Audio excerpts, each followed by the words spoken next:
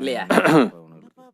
அப்பா ஆவிக்குரிய விஷயம்னா என்னன்னு சொல்லுங்கப்பா, நாங்களும் கேட்போம்ல. போச்சு போ. இந்த வேதத்தை படிச்சு நீயே தெரிஞ்சுக்க போ. அப்படிதானே, நானே படிச்சு தெரிஞ்சுக்கிறேன். ஐயோ, இவனுங்க வேற மானத்தை வாங்குவானுங்க. படிச்சிருந்தா உங்க கூட ஏன்டா நான் சுத்துறேன்? பசங்க முன்னாடி அப்படியே கெத்த மெயின்டைன் பண்ணணும். நாங்களே படிச்சு நாங்களே தெரிஞ்சுக்கிறோம். டேய், அண்ணனுக்கு தான் படிக்க தெரியாதுல்ல. ஆவிக்குரிய ஜபம்னா என்ன, ஆவிக்குரிய தேவைனா என்ன, எப்படி ஜெபிக்கணும், கொஞ்சம் வேதத்தை வாசிச்சு அண்ணனுக்கு சொல்லி கொடுங்க. அண்ணே, முதல்ல ஆண்டவரை முழு மனசோட நேசிக்கணும். சரி.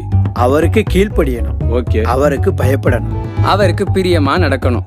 அவரை கனப்படுத்தணும். இயேசுவை பிரதிபலிக்கணும். அவரை நம்பி ஜீவிக்கணும். அவரை சார்ந்து ஜீவிக்கணும். அவருக்குள்ள ஜீவிக்கணும்.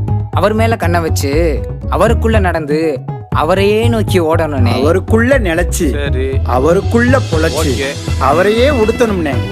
ஆவின் கனி இருக்கணும், மாம்சத்தின்படி இருக்கவே கூடாது.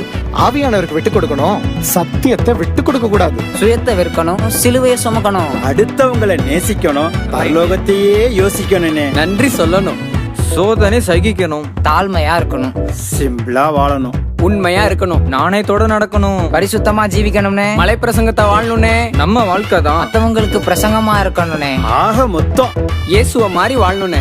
இதுதானே ஆவிக்குரிய தேவை. ஆவிக்குரிய ஜெபம். அன்றாட தேவை, ஆவிக்குரிய தேவை.